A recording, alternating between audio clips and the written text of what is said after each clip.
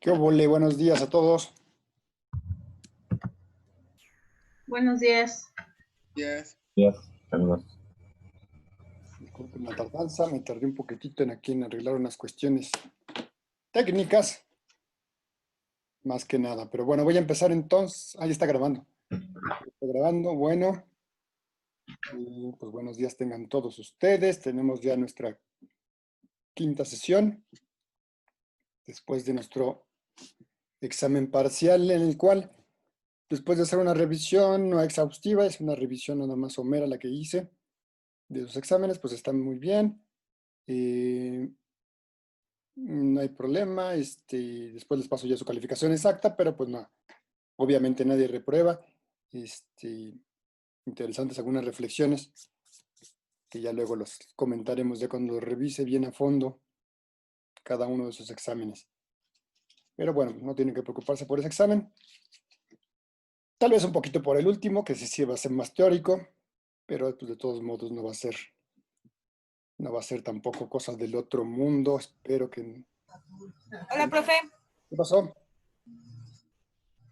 ¿Cómo nos fue en el examen? Es lo que estoy diciendo, que les fue bien. Que por eso no se preocupen por ese examen. Estuvieron bien sus reflexiones en general y no hay problema. Solamente que sí va a estar complicado un poco por tanta teoría que estamos viendo y cosas tan similares. Hay cosas muy poquito similares con otras. Y ese sí va a ser el último, que va a ser más teórico. Entonces ahí sí puede haber un poquito más de complicación, pero bueno, con que repasen las diapositivas y tengan bien, ¿cómo se dice? Pues bien agarrado, bien aprendido, bien fijo sus conocimientos, las partes más importantes pues que conlleva todo este sistema de manuales y organigramas y flujogramas, y obviamente no les voy a preguntar detalles, pero sí en general, pues para que se vea, ustedes demuestren que pues sí tienen comprensión de este asunto, de este tema en general. Pero bueno, todavía falta mucho para eso, apenas estamos en la quinta sesión, así que pues empecemos. Y para empezar, voy a compartir mi pantalla. Aquí está. Muy bien, sale pues. Ahí les voy a mostrar mi presentación en PowerPoint. Espero que la estén viendo bien. Si no, pues me dicen. Ahí está. Sale pues. Entonces, estamos en el tema siguiente, que es el tema manual de procedimientos, que se podría asemejar o tal vez confundir un poco con el manual de la organización, pero este es más específico, ¿no? Este ya habla más de cuestiones de cómo hay que elaborar ciertos trabajos.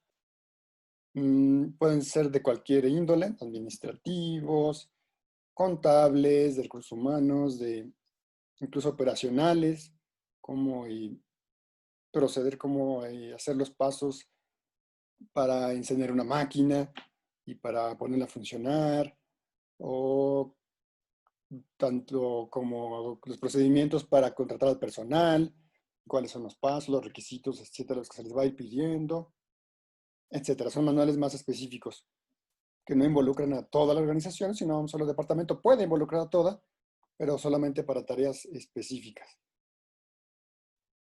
Bueno, entonces, antes que nada, les comento que el manual de organización, el que ya vimos al principio, sirve como marco de referencia al manual de procedimientos, por lo que hay que hacer primero el de organización.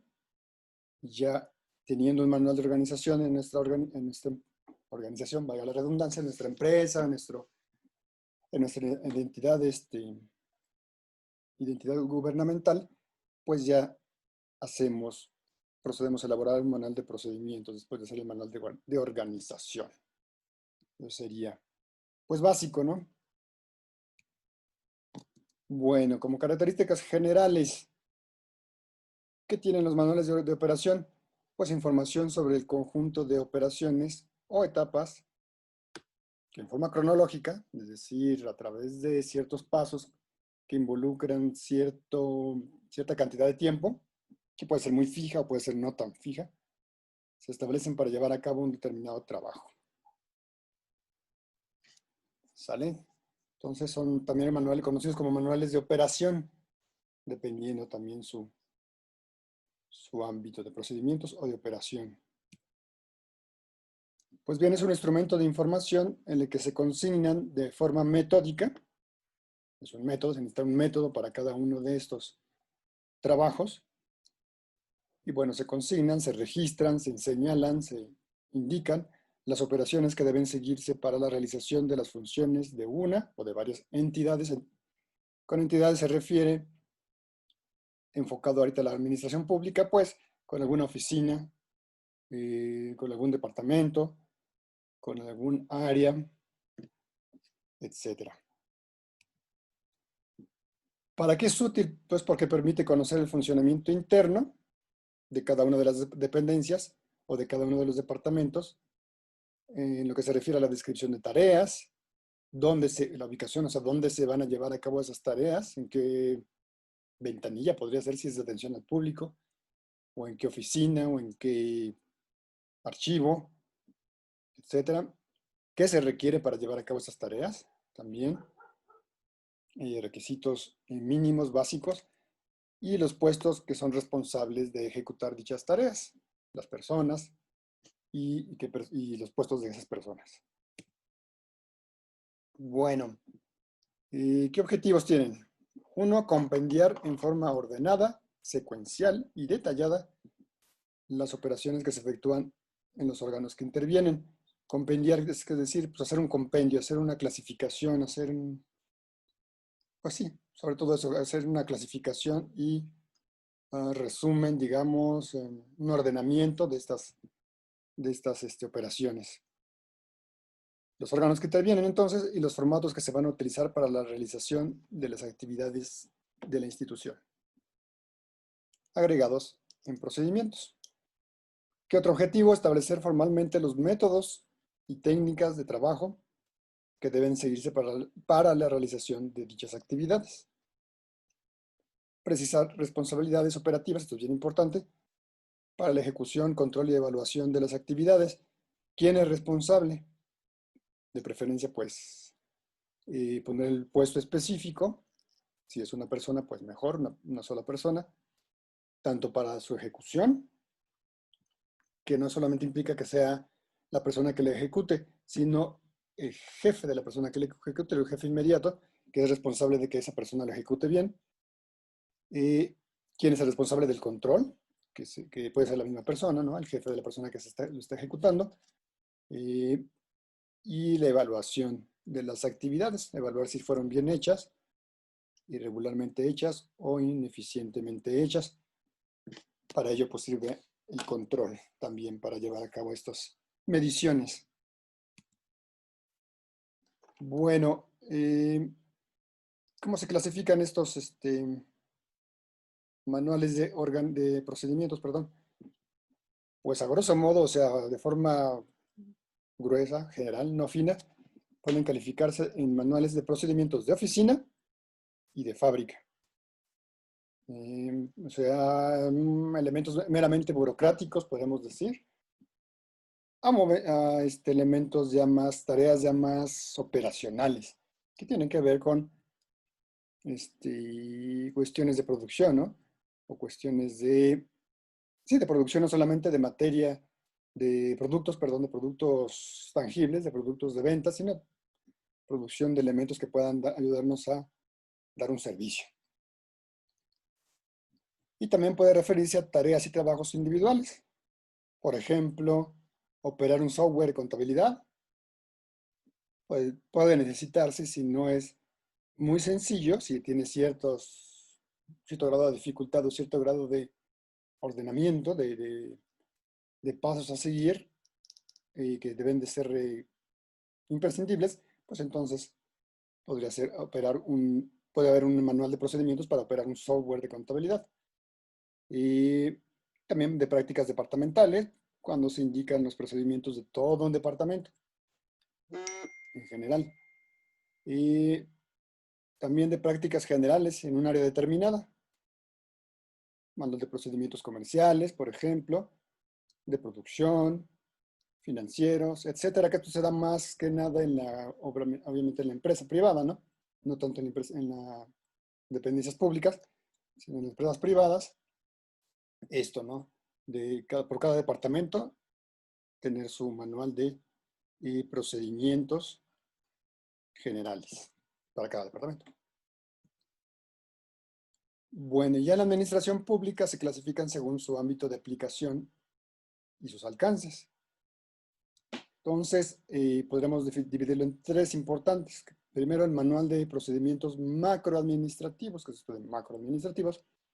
Pues macro que significa grande, ¿no? En grande, o sea, más generales, que abarcan más, en forma más general, menos específica, actividades de una dependencia o de un grupo de dependencias incluso. Entonces, contienen información sobre los procedimientos que se establecen para aplicarse en toda la administración pública o en más de un sector administrativo. Ay, no sé por qué me salió, se quedó un signo de admiración. Bueno, dichos procedimientos se diseñan, se proponen, se aplican por las dependencias de orientación y apoyo global, como sería la Secretaría de Planeación y Presupuesto, la Secretaría de Hacienda y Crédito Público o la Contraloría General. Ellos son los encargados de proponerlo y diseñar estos manuales de procedimientos que después serán o no aceptados por las instancias correspondientes y ya posteriormente a su aceptación aplicados en toda la administración pública. Entonces, aquí pongo un ejemplo, el procedimiento para el diseño y operación del presupuesto por programas que establece la Secretaría de Programación y Presupuesto. Entonces, sería este manual de procedimiento para este diseño, que abarcaría a toda esa dependencia. Luego, está el manual de procedimientos mesoadministrativos o sectoriales, que esto de meso, pues meso significa medio, como por ejemplo Mesoamérica. Mesoamérica se llama Mesoamérica, pues porque se supone que es la mitad de América. No pertenece a Norteamérica, no pertenece a Sudamérica, y pues ahí estamos nosotros, ¿no? Gran parte del territorio mexicano es perteneciente a Mesoamérica. Pues bueno, entonces me estoy desviando. Este manual de procedimientos es mesoadministrativo sectorial, ya viene no tan general como el macroadministrativo. Entonces, una información sobre los procedimientos que involucran a todo un sector administrativo o a dos o más instituciones que lo conforman. Es un sector administrativo. En ello se plasman las relaciones intersectoriales a nivel ya más operativo. Y bueno, ya por fin vienen los manuales de procedimientos microadministrativos o ya institucionales. Es una información sobre los procedimientos que se siguen para realizar las operaciones internas en una dependencia o entidad con el fin de cumplir sistemáticamente con sus funciones y objetivos. Esto, como lo indica aquí, son más sistemáticos estos manuales, son más específicos, tienen menos flexibilidad, pues, en caso de manuales macro o meso, pues tienen ciertos aspectos que pueden ser un poquito dejados a la situación, hablando un poquito de la teoría contingente de la administración, a la situación de cada entidad y a la ubicación, al sistema, al contexto que afecte a esa entidad. Entonces, ya estos manuales de procedimientos microadministrativos ya son mucho más específicos y hay que seguirlos más al pie de la letra. Estos mismos manuales, cada uno de estos tres, los microadministrativos, mesoadministrativos y macroadministrativos, pueden a su vez clasificarse en generales y específicos. Los generales involucran a dos o más unidades orgánicas y los específicos se suscriben al ámbito de la unidad orgánica. Es decir, si hablamos de no se está contradiciendo aunque parezca, ¿verdad? Pero estamos hablando de un manual de procedimientos macroadministrativo específico, ya se relacionaría con actividades en las que sí hay que ser menos flexibles, más específicos, no hay tanta chance de desviación para cada una de todas esas dependencias que esté involucrando en el manual macroadministrativo. Sale. ¿Cuál es el contenido de un manual de procedimientos? Pues como más o menos la lógica nos indicaría, son 3 grandes ámbitos que Miguel Duhalde Kraus afirma y especifica, que sería el texto, diagramas y formas. Estas 3 partes importantes e imprescindibles en todo manual de procedimientos. Bueno, en fin, ahí se encima un poquito este show. Luego lo hago en Google. ¿Cómo se llama? Bueno, estas herramientas de Drive que tienen el Office, y al pasarlos, se enchuecan. Al pasarlo allá a archivo de PowerPoint. Bueno, entonces el texto, ¿a qué se refiere el texto? Pues a todo el choro. Se expresan por escrito las informaciones o instrucciones que contienen el procedimiento, cada uno de los procedimientos, o un solo procedimiento que esté, el que trata este manual de procedimientos, y enumera las operaciones que lo integran en orden cronológico, qué operación se tiene que hacer primero, qué después y qué al final. Y precisa en qué consiste cada una de esas operaciones y quién debe de ejecutarla. Lo mismo que habíamos dicho, ¿no? ¿Qué hay que hacer y quién debe hacerla? ¿Cómo debe hacerla? ¿Cuándo debe hacerla? ¿Dónde? ¿En qué oficina? Ya también lo habíamos dicho. ¿Y para qué? También esto es bien importante, ¿no? Hay muchos manuales de organización, de procedimientos en los que nos indica para qué. Porque se da por hecho. Pues no hay que darse por hecho. Esto es bien importante, que no se dé por hecho, pues, empleados nuevos, inclusive no tan nuevos, pues dicen, pues es que lo he hecho siempre así.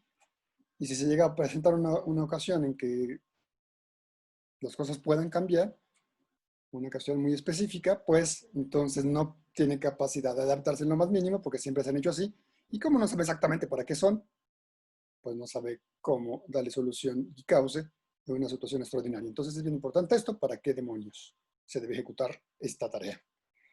Y algunos manuales dividen el texto en capítulos, apartados, según el tema, ¿no? Si es más o menos amplio este manual, puede haber manuales de 2 páginas, puede haber manuales pues mucho más extensos, como los manuales de nuestra televisión, de nuestra compu, que son enormes, que casi nadie lee. En fin. Luego, diagramas. ¿Qué implicaría estos diagramas? Pues son diagramas administrativos, evidentemente, un modelo gráfico que representa en forma esquemática y simple o simplificada. A veces no está tan simple, pero bueno, hay que tratar de que sea simple y simplificado. Algún fenómeno administrativo, algún procedimiento, algún hecho, como puede ser una actividad de organización, de procedimiento o de flujo, o sea, un diagrama de organización, un diagrama de procedimientos o de flujo, o flujogramas, que también se les llaman, un diagrama de tiempo o programa, y un diagrama de estadísticas. Bueno, siguiendo con los diagramas de organización, un diagrama de organización, que es un diagrama de organización, pues ahí se expresan las estructuras de la organización y la relación de las unidades que la componen, que ¿qué son? Lo que vimos hace 2 clases, los organigramas. ¿Se acuerdan? Estructuras de la organización y su relación entre ellas. Su relación de trabajo, su relación de comunicación, su relación de responsabilidades. También el diagrama de procedimiento o diagrama de flujo explica la secuencia y el curso de las operaciones de que se compone un procedimiento. Eso los vamos a ver en la próxima clase, lo que son los diagramas de flujo, que implican también ahí ciertas figuritas, no solamente como el organigrama, que eran nada más cuadritos con líneas rectas, líneas completas o líneas punteadas, sino ya implican figuras especiales, triángulos, círculos, algunas formas como trapezoides, etcétera, que nos van indicando rombos, que nos van indicando qué tipo de operación se va a realizar o se debe realizar en ese nodo, en ese cruce, pues. Sale, pues, este sería un diagrama de procedimiento de flujo. Es como en la programación, ¿no? Digamos, ajá, algo así. Sí, si tú has, ahorita sí, ya hace mucho que tomé esa clase, pero sí, la programación en computadora te refieres, ¿no? La cibernética. Así es, Sí, sí. los diagramas de flujo para antes de hacer un código. Exacto, sí, cosas así. Si no, ¿y qué tipo de acción se va a hacer? Algo así. Bien, entonces, sale con diagramas. ¿Qué más? Diagramas de tiempo de programas, en donde se expresan las relaciones de una actividad administrativa determinada. Sale. Con el tiempo que debe ejecutarse, lo que son los cronogramas, que ustedes también seguramente o muy posiblemente ya conocen, en los que se pone la actividad, diferentes actividades en la parte izquierda y en la parte de arriba, y por columnas, pues los periodos de tiempo que pueden ser semanas, días, meses, incluso años, ya cuando es un cronograma ya muy a largo plazo. Y ya en las partes del medio se va señalando cómo vamos avanzando o cómo se debe o cómo se pretende ir avanzando. Pues este es un cronograma, que es un diagrama de tiempo. Y los diagramas estadísticos pues expresan datos, hechos o fenómenos comparables, tienen que ser hechos comparables, relacionar en una misma gráfica, en una misma diagrama, pues, estadísticas que estén relacionadas, no mezclar no sé qué les podría decir, eh, no se me ocurre. Pero bueno, hay que, tienen que ser datos comparados, datos relacionados que tengan utilidad relacionarlos.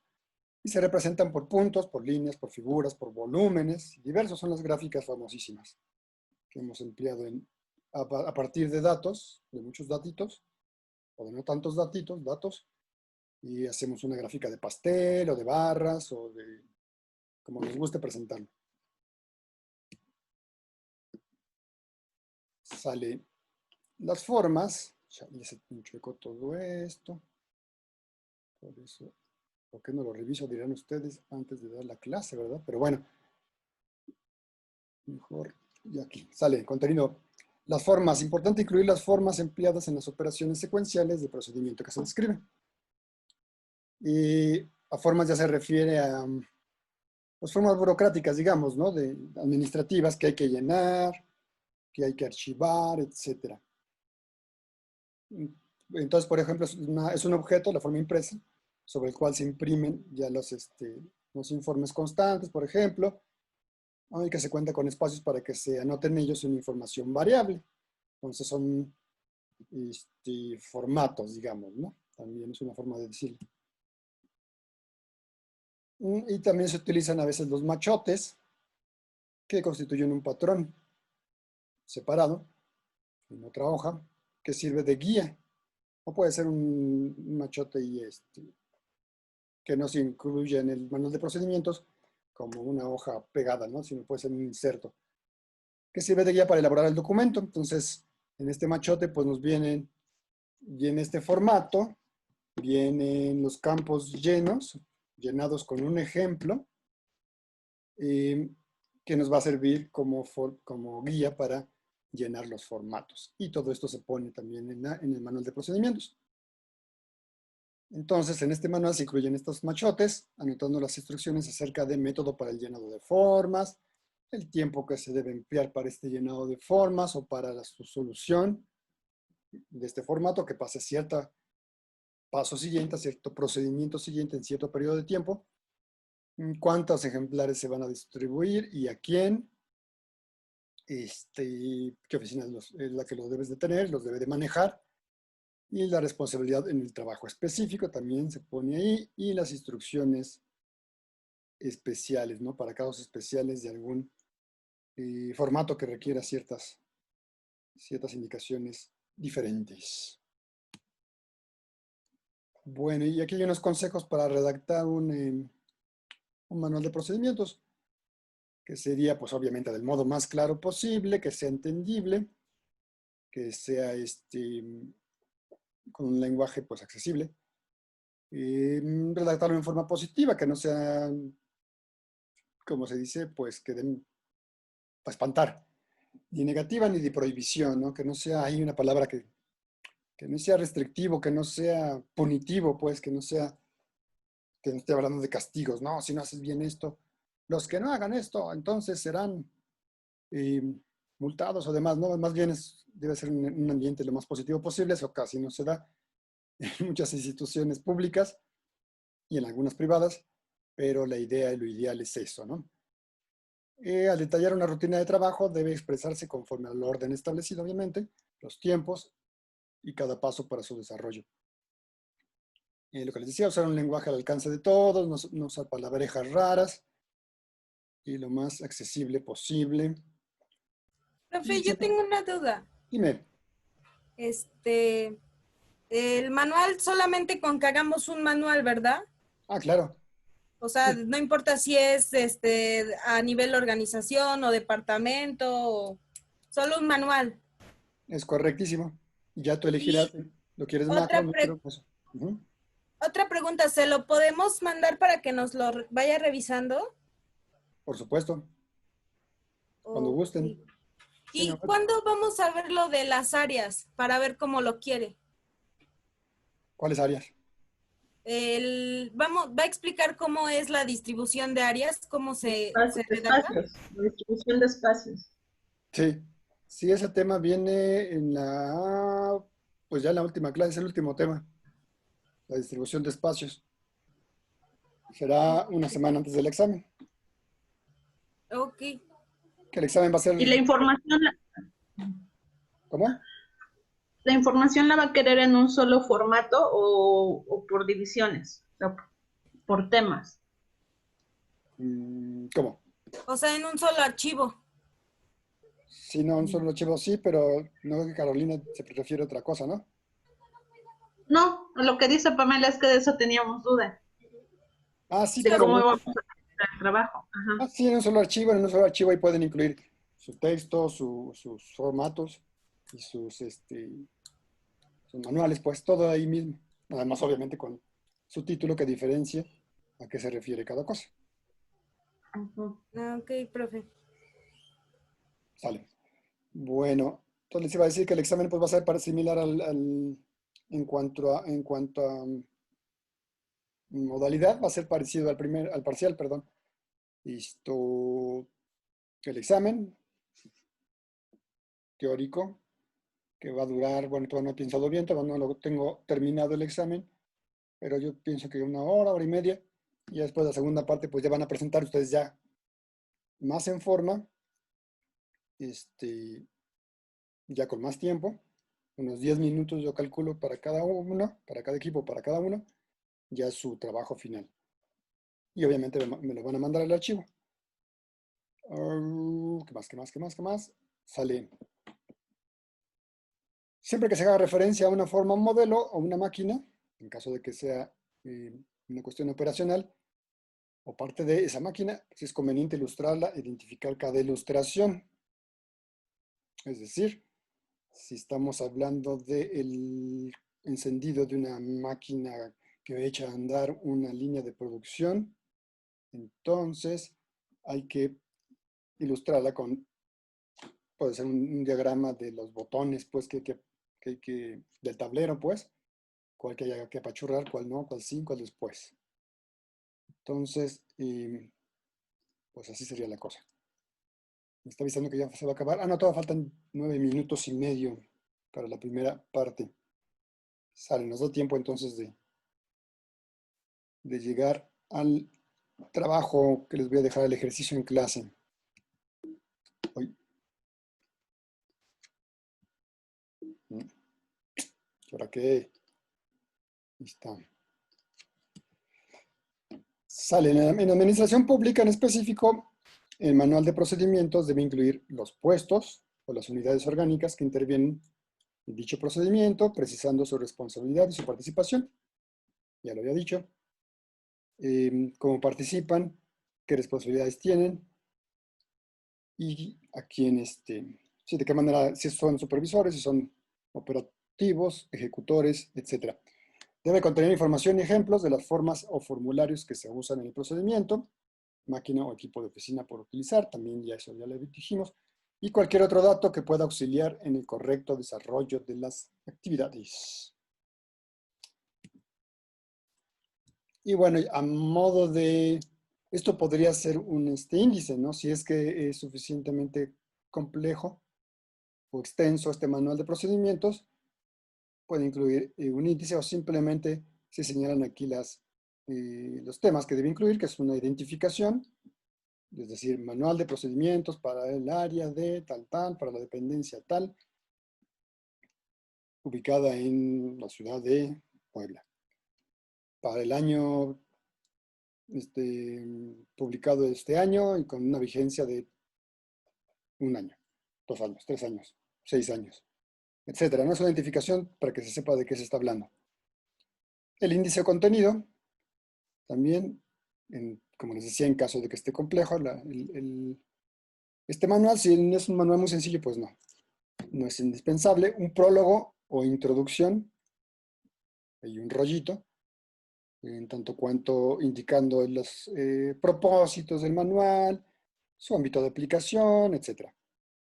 Después el objetivo de estos procedimientos, lo que les decía que es bien importante, que se sepa qué objetivos tiene cada procedimiento, cada conjunto de procedimientos, a qué áreas aplica, qué políticas o qué normas de operación son a las que involucra este manual de procedimientos, una descripción de las operaciones, evidentemente, lo más detallada y clara posible, formularios o cualquier cosa impresa, y diagramas de flujo que indiquen precisamente el orden, el proceso que se va a llevar.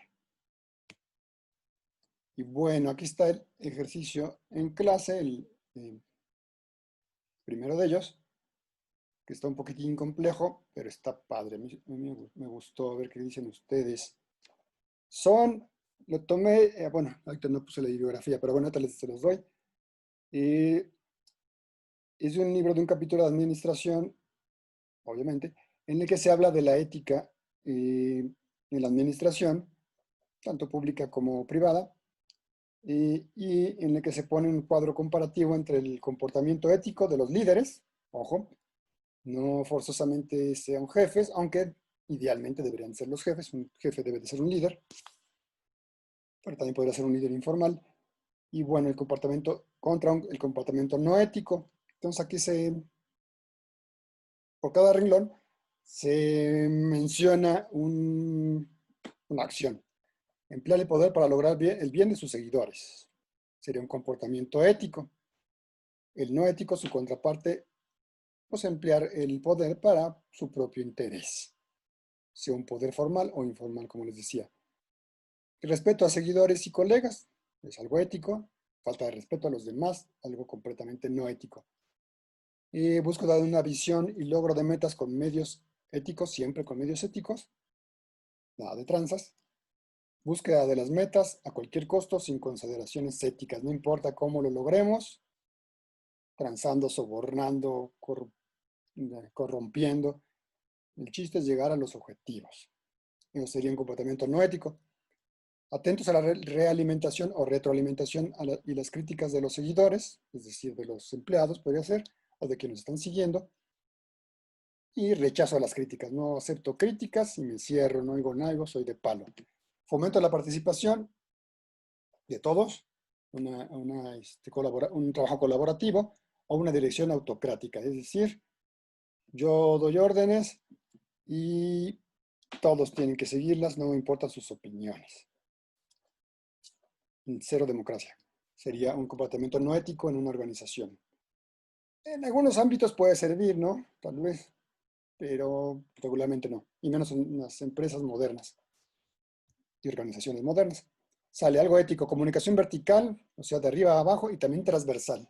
Transversal se refiere a en diagonal, de abajo, izquierda hacia la derecha, de arriba, izquierda a la derecha, etcétera, por todos lados, ¿no? Entonces, es una comunicación efectiva en que todos los departamentos se comunican perfectamente. O tal vez no perfectamente, porque nunca hay una comunicación perfecta, siempre hay ruidos, siempre hay distorsiones. Somos humanos y siempre tendemos a interpretar diferente las cosas y no idénticamente a como nos está tratando de dar el mensaje a alguna otra persona. En fin, esto sería lo ético, una comunicación de arriba abajo y aparte transversal. Porque sí, de arriba abajo debe haber a fuerzas, ¿no? Y de los mandos hacia los subordinados. O del líder hacia sus empleados, ¿no? La gente que lo sigue. Y bueno, un comportamiento no ético sería la comunicación de arriba abajo, simplemente, ¿no? Sin hacer caso, cualquier opinión y demás. Sale una creación de una estructura organizativa flexible y adaptable a las situaciones, utilizando la teoría de la contingencia, yo insisto, que es una de las mejores teorías de la administración, adaptándonos a las situaciones, que es indispensable en estos tiempos, que tanto cambian además las situaciones día con día. Sale o creación de una estructura organizativa rígida y burocrática. Y así, ¿no? Los demás, ya no lo leo porque está entendible. Si tienen alguna duda me dicen, y porque ya falta poco para que este pedacito de 40 minutos se cierre. Sale, entonces, ahí serían estos, no sé cuántos son. 1, 2, 3, ¿Pero 4, qué vamos a hacer, profe? 8, Perdón, 9, no lo 10, entendí. 11. No, como es ansia, por eso ya no lo voy a leer para pasar a la siguiente diapositiva. ¡Ay! Ya está. Va a estas 3 preguntillas sencillísimas. En donde trabajas o has trabajado, sí en cada uno de estos puntos, digan sí o no y por qué. A mí me parece que sí porque hacían esto y esto y esto. O me parece que definitivamente no porque el jefe no manches, ese mono, etc. Punto 2. ¿Qué beneficios concretos conlleva la aplicación de un comportamiento ético de los líderes? Ahí dígame para cada punto qué beneficio traería seguir estos puntos. O ¿qué problema acarrea el que los líderes sigan un comportamiento no ético? ¿Qué problemas puede haber para cada uno de esos puntos? Problemas en general, problemas para la organización, problemas para los empleados, menos de un minuto queda, problemas para todos ustedes, para el mismo líder, para los objetivos, etcétera. Entonces, ahorita que voy a volverme a conectar, ya no voy a grabar, pero voy a dejar puesta la diapositiva, pero bueno, yo creo que una media hora está chida para que hagan esto, está más o menos complejo, pero está muy padre este ejercicio, me pareció a mí, espero que ustedes también compartan mi opinión. Pues ahorita que se corte entonces, nos conectamos, si quieren vuelvo a poner esta diapositiva entonces para que vayan viendo las preguntitas. Como que sí es muy tradicionalista, porque no, bueno, si uno les, como que les, ¿cómo se dice? Si uno les propone algo, difícilmente te lo aceptan, porque ellos ya tienen como sus costumbres. Pero bueno, si te escuchan, si te retroalimentan, si nos capacitan, o sea, de hecho, por política sí debemos de tener 2, 3 capacitaciones al año, ya sea de nuestra área, de áreas en general y todo, pero sí hay capacitación y pues sí hay comunicación, realmente sí hay apoyo de los jefes y siempre ven por nosotros, siempre les... Pues sí, bueno, yo ahorita donde estoy sí estoy muy satisfecha, la verdad. Y sí siento que mi jefa es una buena líder. Oh, qué bueno. Estás en la UTLA, ¿verdad? Me habías dicho. Sí, sí. Bien, entonces. Va. ¿Y ya saben cuándo van a regresar? Yo insisto con eso porque tengo una sobrina que está ahí en la UTLA. Le comentaba la vez pasada que nos habían dicho que el 5 de octubre. Esperemos que así sea. Esta semana tienen que darnos un aviso si sí o si no, pero ahorita definitivo 5 de octubre. Ah, ok. Uh-huh. No, pues ya mero. Sí. Bueno, ¿quién sigue? Ahora toca un nombre. Ah, el buen Antonio. Cuéntanos, Antonio. Buenas tardes. Buenas tardes. Yo me enfoqué en las preguntas. Si sigue cada uno de los puntos en el lugar donde trabajo, en ocasiones sí. ¿Y por qué? Porque por lo regular, más que otra cosa es por los departamentos o las áreas de trabajo, lo que he visto es que muchos jefes ven por sus propios beneficios. Si tú haces algo bien, te aíslan y muestran el trabajo como si hubiera sido de ellos. Es raro encontrar un buen líder, un buen jefe en algún departamento que te apoye y te motive aparte. En la pregunta 2, ¿qué beneficios conlleva? Luego le puse que un beneficio es que forma un ambiente laboral con empleados motivados a dar todo de sí por la empresa. En la 3, algunos problemas que se puedan tener. Todo esto ocasiona una inestabilidad laboral en la empresa, donde no hay trabajadores comprometidos y hay mucha entrada y salida de personal por lo mismo, de que no se sienten a gusto en una empresa que les da lo que necesitan o lo que ellos piden. Sí, muy cierto. Sí, se pierde la motivación, se pierde el sentido de la pertenencia y pues a la primera oportunidad se cambian de trabajo. Sí, Muy sí. bien. Incluso donde estoy, si no te gusta, puedes cambiarte de área, puedes buscar otra área de trabajo, otro departamento, igual por lo mismo, porque a veces los jefes son un poco intransigentes. Órale, está padre eso, ¿no? Que haya esa flexibilidad. Sí, ¿Tú la has aprovechado, esa posibilidad de cambiarte de sí, departamento? Bueno, sí, sí, sí. Pero algunas veces, pues, a veces uno toma decisiones erróneas, se va hacia otro lugar donde está peor. puede ser. ¿En dónde estás, perdón? En el IMSS, Ah, sí, sí. No, ¿y ahorita estás en un lugar donde estuvo peor o estás bien? peor porque de estar en un área solo administrativa, donde solo eran las oficinas administrativas, me fui a un hospital justamente cuando se destapa lo del COVID y pues está muy difícil ahorita. Ya, Los cambios están parados porque nadie quiere hacer cambios hacia los hospitales. Todos quieren salir de los hospitales. ouch. Bueno, ya habrá más. Posteriormente, seguramente alguna otra posibilidad. Sí, esperemos que sí. Bueno, pues muchas gracias. Y ahora Alicia. Hola Alicia, buenas tardes. Alicia, Alicia, no te oímos. Ya vi que ya activaste tu micrófono, pero no te oímos. Ya te veo.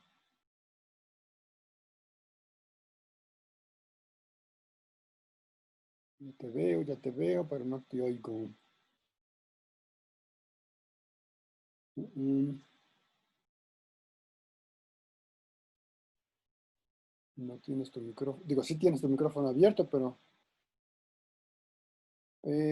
no se te oye, mi estimadísima Alicia. Pues bueno, pues ya entonces ya me lo entregarás antes del viernes. Y como no se te escuchó, pues el doble. No, no es cierto. No, entrégalo el viernes normal. Y nada más les digo eso, me recuerdo, para cada uno de estos 3 puntos, y cada uno de los, bueno, son 3 preguntas en general, digamos, pero son 11 puntos, ¿no? Que les pasé en la tabla. Entonces respóndanle para cada uno de los puntos, aunque sea brevemente, ¿va? Chido. Ya que estamos de acuerdo, ¿no? Esa parte, sigamos entonces con lo que nos falta de este tema, de los famosísimos manuales de procedimientos.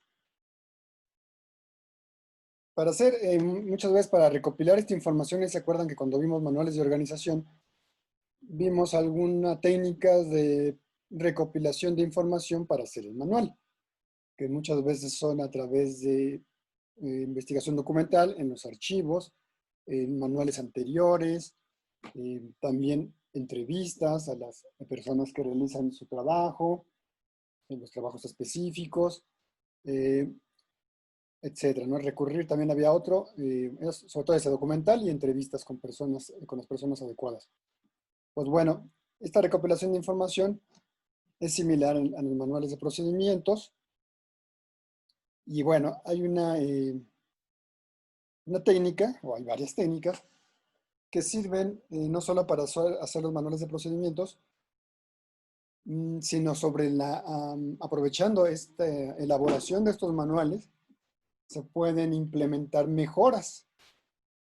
Entonces es un doble propósito. Vamos a hacer un manual que nos va a servir para saber qué procedimientos específicos aplicar y al mismo tiempo ver qué procedimientos están mal o están duplicados o son innecesarios o, o son mutuamente excluyentes, digamos, ¿no? Que se hacen dos cuando se podrían hacer nada más uno, etc. Entonces, bueno, hay técnicas, como les decía, para simplificar funciones y aquí vienen. Entonces, para analizar la información que permita después llevar a cabo un proceso de simplificación de operaciones, se deben buscar respuestas a algunas preguntas. Vamos a verlas. ¿Qué trabajo se hace? Sería la primera, ¿no? ¿Qué específicamente qué es lo que se hace? ¿Para qué? Pues para determinar el propósito de la naturaleza de labores que se realizan en la unidad orgánica y los resultados que se obtienen. ¿Cuál es el propósito, naturaleza de estas trabajos, pues, ¿no? En cada unidad, en cada departamento, y qué resultados se obtienen. ¿Quién lo hace? Pues ahí sí nos referimos pues, a las personas en específico y a las unidades orgánicas en específico. Las aptitudes del personal, qué aptitudes tiene, cuáles se requerirían tal vez, o cuáles les podría faltar, o cuáles, o si se cumplen cabalmente, para una tarea específica, y la actitud que se adopta, que también es bien importante, ¿no? No solamente la capacidad, sino el aspecto aptitudinal, actitudinal, no solamente aptitudinal de aptitud, sino actitudinal. Sobre todo en estos casos es bien importante, pues cuando es contacto con el público, contacto con los proveedores, contacto con los, ¿cómo se llama? Pues con prestadores de servicio, etcétera, ¿no? O con los clientes, en caso de una empresa que venda productos o servicios. Sale, ¿cómo se hace? También hay que saber cómo se hace. Se busca determinar los medios con los que se cuenta para realizar la tarea. Tenemos los medios suficientes, faltan, sobran, puede ser que tengamos más de materiales que no son necesarios en un departamento que se pueden utilizar en otro departamento y que serían, y otro departamento que no tiene, ¿no? Que carece de ellos. Entonces comprende también los métodos y técnicas aplicados y adaptados a la dependencia, los equipos e instrumentos que se van a utilizar. ¿Cuándo se hace? También esto es bien importante. Saber el orden, saber la secuencia en la que se desarrollan las actividades de la unidad orgánica. Por ejemplo, hay por temporadas, ¿no? Y hay empresas, organizaciones gubernamentales también, que pues en cierta temporada, creo que también lo habíamos platicado en una clase anterior, que en ciertas temporadas, no sé, como el INE, aunque es independiente no me acuerdo cómo exactamente, es una empresa, es un organismo descentralizado, pero pues también funciona a través de nuestros impuestos, pues, de dinero público. Y bueno, el INE tiene temporadas o periodos en las que se renueva la credencial, o periodos de registro, o periodos de elecciones, o periodos en los que se busca, ¿cómo se llaman? Los consejeros para cada casilla, cuando va a haber elecciones, etcétera. No tienen diferentes periodos, entonces todos estos periodos deben de estar programados, obviamente, anualmente, mínimo anualmente, tener un programa anual. Entonces, esto también nos va a indicar si están bien estos tiempos, si se necesita una planeación con más tiempo, o modificar estos programas, estos tiempos, estos cronogramas. ¿Dónde se hace? Pues también ahí, hablando de precisamente la distribución de los espacios, que vamos a ver en la penúltima clase, ubicación geográfica de las oficinas, si son funcionales o no, si se necesita modificar para que puedan funcionar de mejor manera, o así están bien, y la distribución del espacio dentro de ellas mismas, no solamente para el funcionamiento óptimo, sino para lo que llamaríamos ya el ambiente interno, ¿no? El ambiente de trabajo interno también es importante que haya una cierta armonía y cierta composición visual y espacial de los lugares de trabajo, que son lugares en los que vamos a estar durante muchísimas horas de nuestra vida y de la vida de nuestros empleados. Entonces, pues tenemos que tener un ambiente adecuado, de lo cual todavía quedan muchas reminiscencias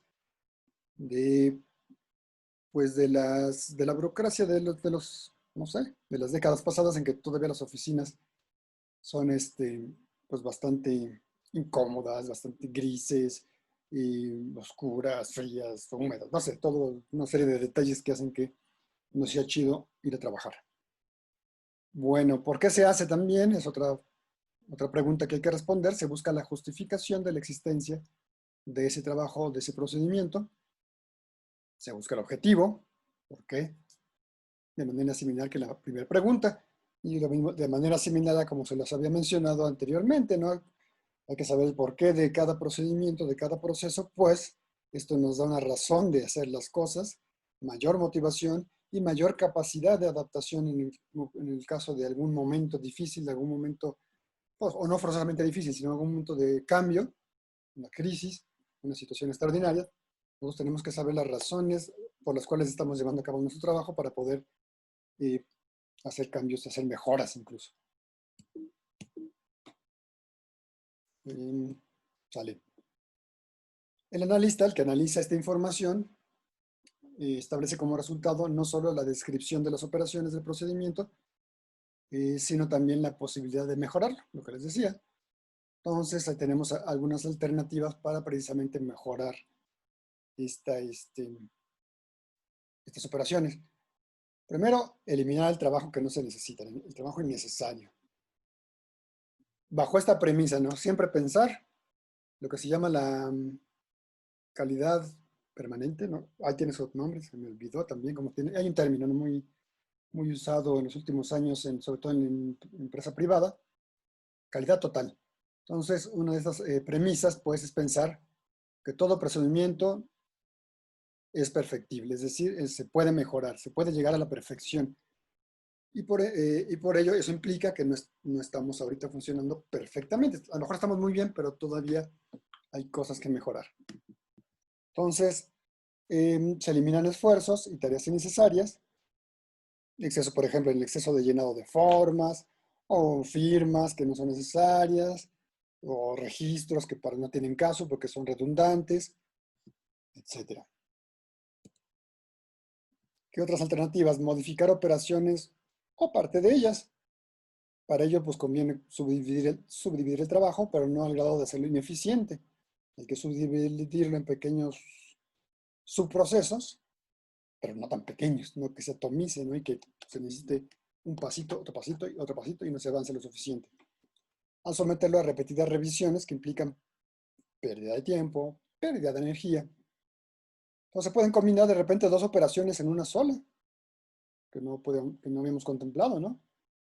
Y se pueden modificar el procedimiento al incorporar operaciones que lo hacen más lógico, más pues sí, menos chocante, pues menos obstruyente para el desarrollo adecuado, lo hacen más completo y lo hacen más, sobre todo, congruente. ¿Qué más? Cambiar el orden de las operaciones también, ¿no? Puede haber operaciones que por un simple cambio de orden no se afecte, sino que todo lo contrario. Un simple cambio puede acarrear eficiencia, eliminar el desplazamiento inútil de documentos, por ejemplo, ¿no? Y simplificar las operaciones necesarias, hacerlas más simples, las operaciones que son indispensables, las podemos hacer más simples. Para ello, Que si puede dejar entrar a Caro, porfa. ¿y por qué se salió doña Caro? Esperen un poquito. No me parece que me esté pidiendo. ¿Ya está? Sí está la Caro. Ah, no es cierto, algo pasa, espérame. ¿Por qué no está? Pues aquí me aparece en la lista que sí está participando. Algo pasa.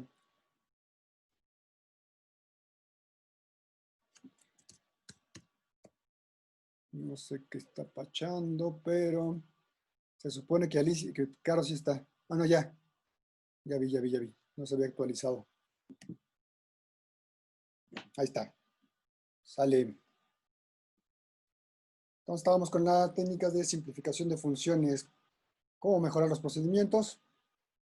Estábamos viendo que las operaciones que son indispensables, pues mejorarlas. No podemos modificar el orden, no podemos prescindir de ellas, así que vamos a hacerlas más simples. Para ello hay que estudiar muy bien cada una de las operaciones y determinar si se puede o no simplificar. Puede haber operaciones que definitivamente no se pueden simplificar, ¿verdad? Ni modo. Porque si se simplifica, pues se pierde algún aspecto importante de la tarea.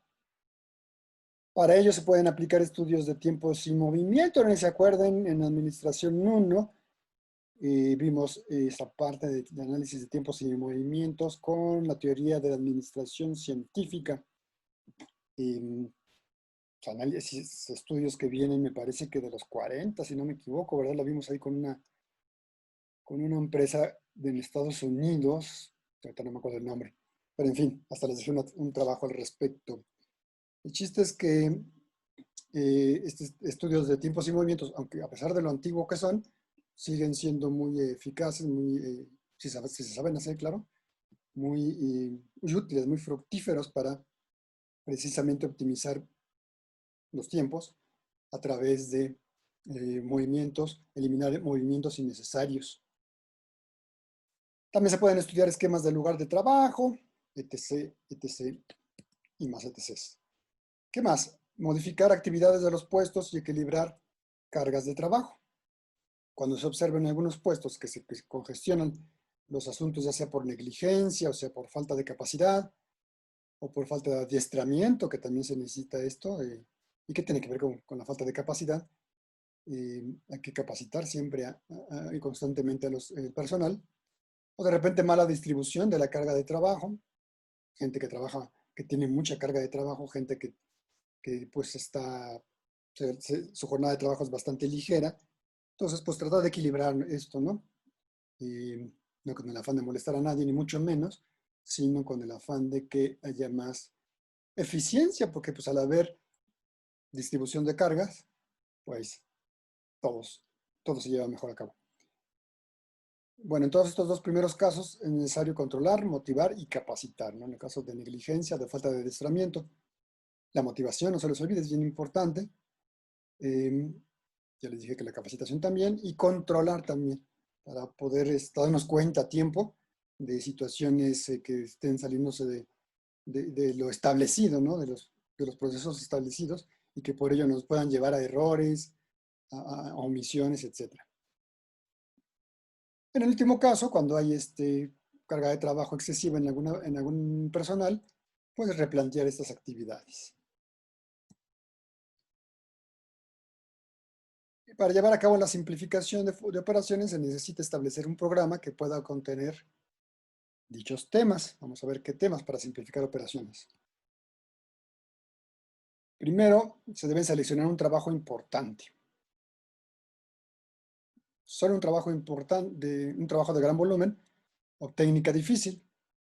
Este nos ofrecerá la oportunidad para efectuar una simplificación de trabajo considerable, porque si perdemos un poco el tiempo, se podría decir que sería un poco ineficiente que nos vayamos a tratar de simplificar operaciones o trabajos que no son realmente, que no tienen tanto peso pues dentro de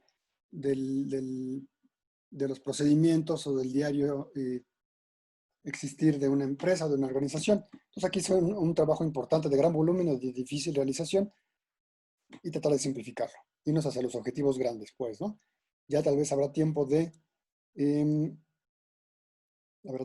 irnos hacia los más detalles, ya cuando tengamos dominados ciertos aspectos importantes, y ya se va a volver a terminar el tiempo otra vez bien rápido de estos 40 minutos. Entonces me voy a salir y ahorita volvemos a entrar, ¿va? Ahorita los veo. Sale, ya se está volviendo a grabar. Entonces, pues bueno, ya casi cerrando. Vámonos a seguir con estas técnicas de simplificación de funciones. Y para ello, pues, centrarnos, como les decía, en un trabajo importante para hacerlo más eficiente. Nuestro objetivo de hacer más eficiente las funciones y más simples y avanzar mejor. Sale, vamos a dividirlo también, este trabajo. Entonces clasificamos detalles o componentes de un trabajo determinado, de un sistema, de un procedimiento, para que pueda examinarse muy bien, ¿no? Minuciosamente. Para ello se puede usar un diagramita, un flujograma, a fin de, pues, diseccionar esta tarea, y para ello podemos quitar estas pequeñas partes diseccionadas que detectemos que no están cumpliendo, que no nos están sirviendo de nada, o de muy poco, pues. ¿Qué más? Preguntar detalles con la mente abierta, ¿no? Esto ya es más técnica de entrevista, pues, con las personas involucradas. Solo un completo conocimiento puede producir una visión total de las operaciones y así pasar al análisis que conduce a las mejoras. Siempre los detallitos. Desarrollar las mejoras que se proponen ya sería el siguiente paso, ¿no? Ya desarrollarlas, ya encontramos y detectamos los puntos importantes, pues las desarrollamos estas mejoras.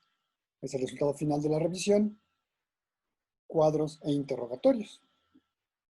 Requiere una buena dosis de ingenio, de imaginación y de lógica. Todo ello, ¿eh? Así que necesitamos un buen de creatividad, sentido común, que no es nada común, pero sí debería ser más común este sentido, y lógica. Y práctica, ser muy prácticos.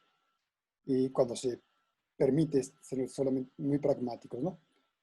Y por último ya instalar las mejoras, lo cual pues ya requiere no solamente imaginación y voluntad, sino relaciones públicas. Es decir, saber tener un trato adecuado con las personas, los involucrados, el personal que pues labora en cada uno de esos departamentos afectados, digamos, entre comillas, y hacer que participen, ser un buen líder en estos casos, o buscar que un líder nato, nos ayude en esta tarea, que la gente participe y coopere en esta implementación. Y ya bueno, para finalizar, nuestras sillas de tarea, estas preguntillas muy interesantes también me parecen. Para que el ambiente externo, ¿por qué el ambiente externo de una empresa tan importante para todos los gerentes? Esto ya lo habíamos mencionado, me parece que incluso en la administración 1, y tal vez en las primeras clases de administración 4. ¿Por qué es tan importante para el ambiente externo de una empresa? Y para los gerentes, para los administradores. ¿Puede evitar un gerente o administrador ser influido por el ambiente externo? Como ven.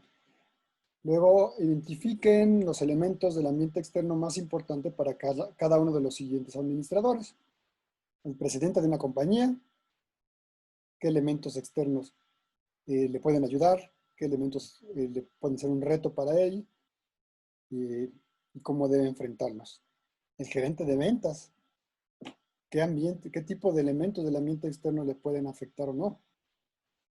Un gerente de producción, un contralor es la persona que ya, sobre todo hablando del sector público, es de quien se vigila pues la aplicación eficiente y correcta sobre todo de los recursos en una dependencia. A veces puede ser contratado o no, de una forma, puede ser externo. Una empresa de auditoría podría ser tener un contralor que evalúe la situación de una organización. Sale, entonces, ¿cómo afecta el ambiente externo a este contralor? Ya sea interno de la organización o contratado. Y un gerente de personal, también cómo le influye, pues un montón, ¿no? Es que tiene contacto precisamente con la gente, que puede ser tomado en cuenta, considerada como un insumo, ¿no? Un insumo del exterior. 3. ¿Cuáles son las principales responsabilidades sociales de los gerentes de empresas y administradores públicos? Responsabilidades sociales, ¿eh? Ahí volvemos a hablar un poco de la ética y del compromiso que se tiene con nuestro entorno, con nuestra comunidad, cuando tenemos una empresa, pues una organización. ¿Cuáles serían las principales responsabilidades sociales? ¿Han cambiado estas responsabilidades con los años? ¿Les parece? Lo que ustedes saben de las empresas del siglo pasado, de mediados del siglo pasado, etcétera, pues de los años más recientes, ¿han cambiado? ¿Y cómo han cambiado? Porque sí han cambiado, les adelanto. Sí han cambiado y cómo han cambiado. Si usted fuera el director ejecutivo de una gran corporación, ¿cómo institucionalizaría la ética en ella, en esta organización? Es decir, ¿cómo la haría institucional? ¿Cómo la haría parte de, cómo le haría una esencia que se respirara todos los días dentro de una corporación grande. Entonces serán acciones a nivel global, digamos, ¿no? No tan específicas, ni mucho menos.